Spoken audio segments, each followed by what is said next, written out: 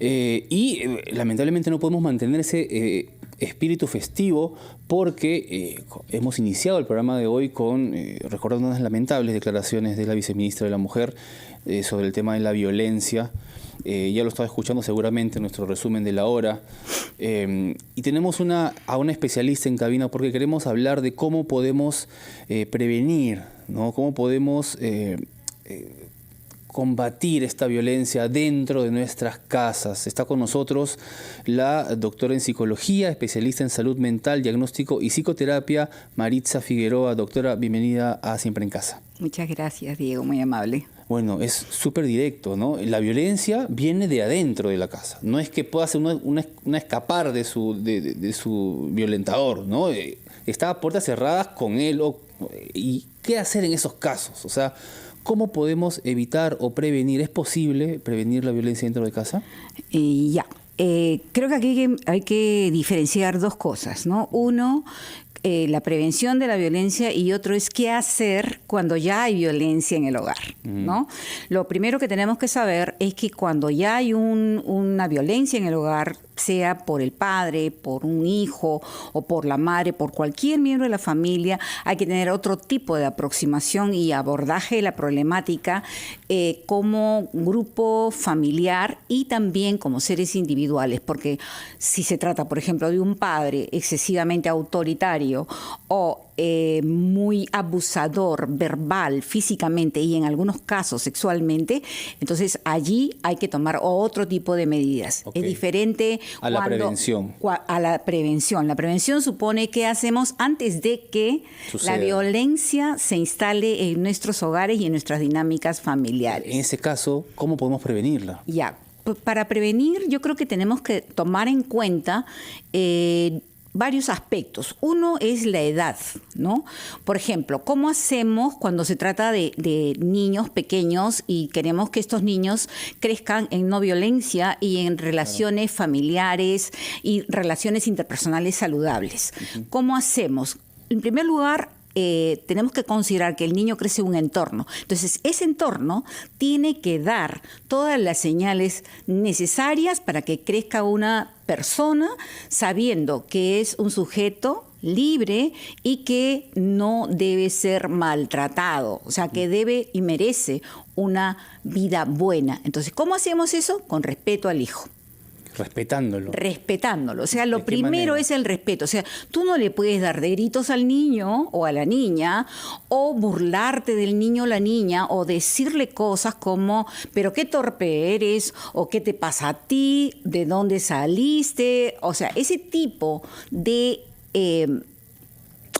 verbalización tiene un mensaje de menosprecio, de desvalorización del otro. Y entonces el niño crece sintiendo que es poca cosa y que puede recibir agresión. Si lo recibe el padre o de la madre, entonces ¿por qué no lo va a recibir de otros? Se normaliza eso. Se normaliza desde el aprendizaje del niño, directo con el padre y la madre. ¿Y de qué manera podemos, o sea, es decir, basta simplemente con no hacer eso, o de qué manera? Porque, a ver, los padres, por lo menos hay que corregir a los niños.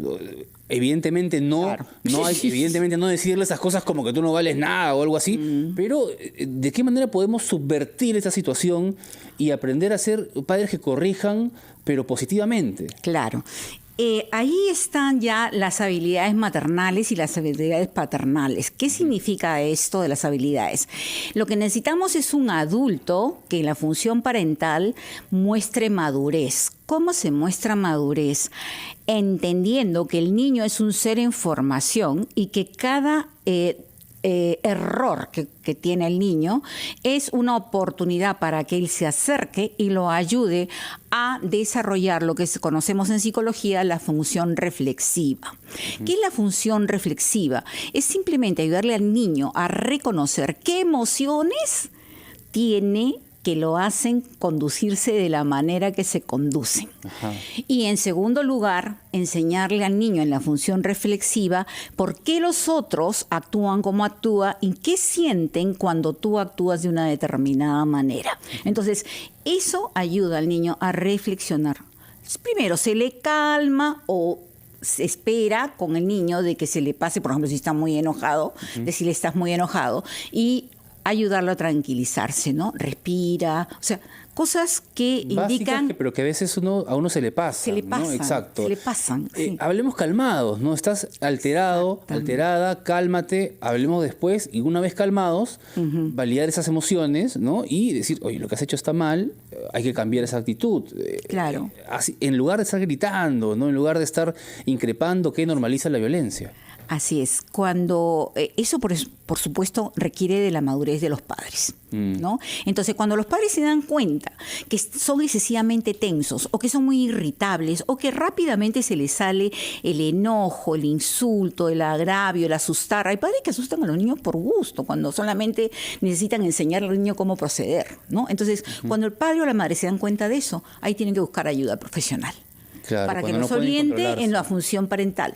Y si es algo más allá de la función parental, tienen que buscar ayuda para resolver el problema de salud mental que tengan. Porque Claro. a veces se trae cosas del pasado o cosas que han vivido traumáticas o a veces son padres que han a su vez vivido en una historia familiar de violencia. Entonces están trayendo un trauma de violencia que lo van pasando de transmitir. generación a generación. Claro, Exacto, y hay que ¿no? evitar eso. La forma de prevención, entiendo entonces, redondeando, doctora, se previene desde que son muy pequeños los niños. Exacto. ¿No?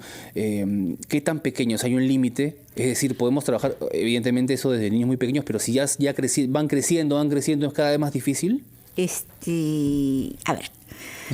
Sí, es más difícil cuando van creciendo, ¿ya? Eso es cierto. Eso, la experiencia de todo padre y toda madre es que cuando van creciendo es más difícil, más pequeños, son más manejables en un sentido positivo el término manejar.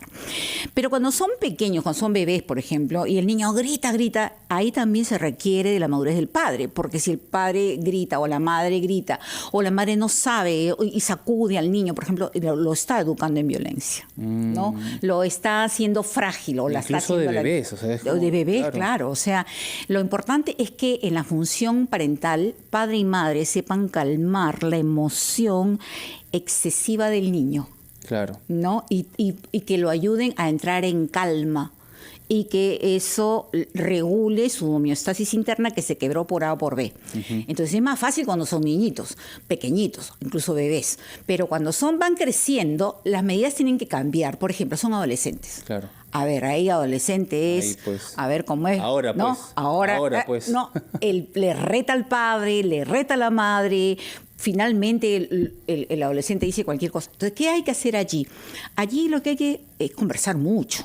¿Por qué? Porque los chicos y las chicas pueden ser víctimas o por redes sociales o por citas. Entonces hay que trabajar con ellos la conversación que se refiere a prevenir situaciones en las cuales ellos o ellas puedan estar en riesgo de ser humillados o maltratados o violentados. Interesante el tema ya cuando van creciendo, ¿no? Así Cuando es. ya están expuestos Cambian. a otros contextos. Así es. Y ya, pues ahí exige ese momento otro accionar. Exacto. Doctora Figueroa, nos comprometemos a invitarla nuevamente para hablar de ese tema tan complejo. Le agradecemos haber estado aquí realmente. Nos ha dado muchísima información importante, creo yo, para nuestros oyentes, para sus hogares. Muchísimas gracias por haber estado en Siempre en Casa. Con todo gusto. Hemos tenido a la doctora Maritza Figueroa, doctora en psicología, especialista en salud mental, diagnóstico y psicoterapia, aquí en Siempre en Casa. Un lujo realmente. Son 12:35. Escuchamos los titulares actualizados y volvemos con más en Siempre en Casa.